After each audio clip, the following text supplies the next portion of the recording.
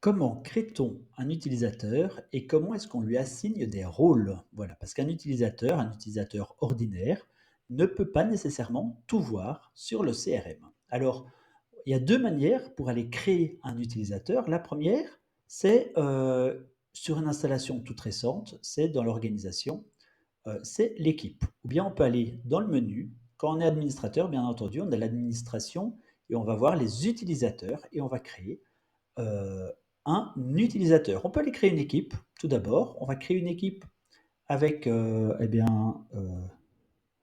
Bretagne, Bretagne Ouest. Voilà. Les rôles, on définira justement les rôles. Les layouts, c'est, les présentations. À eux, on peut aller mettre d'ailleurs un template qui est, qui leur est propre. Position sur le site, Bretagne Ouest, à l'ouest. Voilà. Et le calendrier de temps de travail, c'est une équipe de commerciaux français, donc on va lui mettre des horaires français. On sauvegarde notre équipe Bretagne Ouest. Nous, ce qu'on veut aller faire d'abord, c'était créer des utilisateurs. Alors, on va revenir par l'administration et on va créer un utilisateur qui est un commercial. Alors, le nom d'utilisateur, moi j'aime beaucoup utiliser les initiales parce que c'est simple et les combinaisons sont assez longues, mais on met ce que l'on veut. Commercial, euh, commercial, tout simplement. Son nom, c'est Monsieur Olivier Tartampion. Son titre, commercial Ouest. Son email, ça va être olivier@cellstream.fr. Ne l'utilisez pas, il n'existe pas. On peut mettre son numéro de téléphone. Olivier, il est de masculin et c'est un ordinaire. Il est actif. Il fait partie de l'équipe Bretagne Ouest que l'on sélectionne. Vous avez vu, il peut faire partie de plusieurs équipes. Il y a une équipe par défaut qui est Bretagne Ouest. Voilà. Son rôle, eh bien, si on ne met rien, on va rien mettre dans un premier temps. Le calendrier, on a dit que c'était un commercial, Ouest c'est français, on va prendre un calendrier français. Le layout, on ne l'a pas paramétré, donc ça ne sert à rien d'aller voir, ça va être vide, vous voyez. On peut lui mettre un mot de passe. Hop, j'espère que j'ai mis le même. Voilà. Envoyer un email à l'utilisateur avec ses accès. Très bien. On sauvegarde. Tout va bien. Olivier Tartampion. Et on va regarder les accès qu'il a. Vous voyez, il n'a accès actuellement à rien.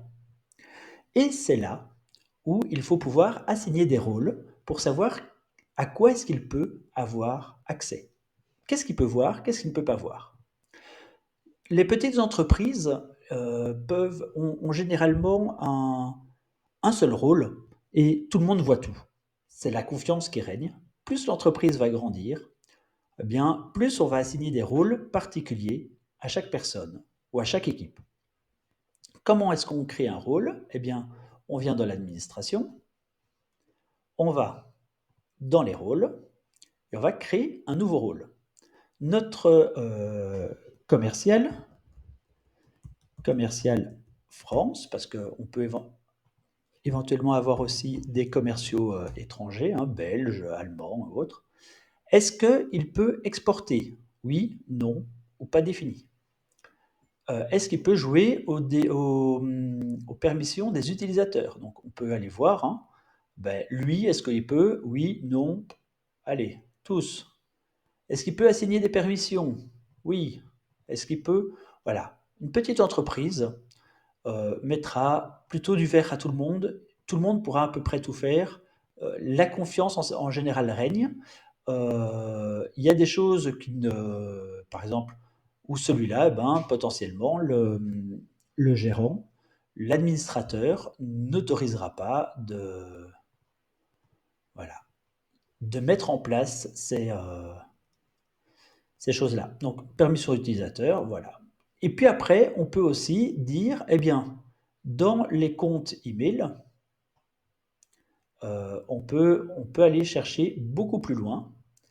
Par exemple, sur les comptes, hop, les devises externes, est-ce qu'il peut y toucher ou est-ce qu'il ne peut pas y toucher?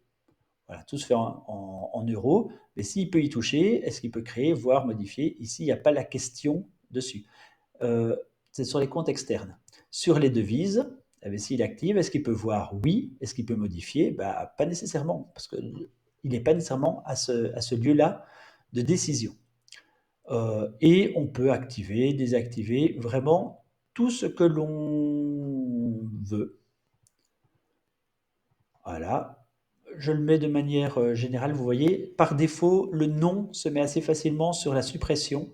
C'est pour des raisons de sécurité, parce que si n'importe qui peut aller supprimer n'importe quoi, ou peut aller supprimer tout, pour peu qu'à un moment il est en désaccord, il peut faire une grosse suppression, et à ce moment-là, il faut faire installer, il faut faire revenir toutes les sauvegardes. Ça peut être long, ça peut être lourd, et voilà. Souvent, l'administrateur seul peut supprimer des informations. Et vous avez vu d'ailleurs, on y reviendra, bon bah, ça en général, hein, ça se fait une seule fois. Alors, je vais avouer, je le faisais tout en parlant. J'ai pas plus regardé que ça. Mais ici, grosso modo, il peut tout faire. Ici, par exemple, si il veut, on peut lui donner l'autorisation de voir ou de modifier certaines choses ou de ne pas le faire sur d'autres. Par exemple, sur les comptes, on pourrait dire, eh bien, l'adresse de livraison, hop, on la sélectionne, il ne peut pas la modifier. Il peut l'avoir, oui, mais il ne peut pas la modifier, ou il ne peut pas l'avoir. Voilà. On est encore plus restrictif. On sauvegarde. Je lui avais donné un nom commercial français.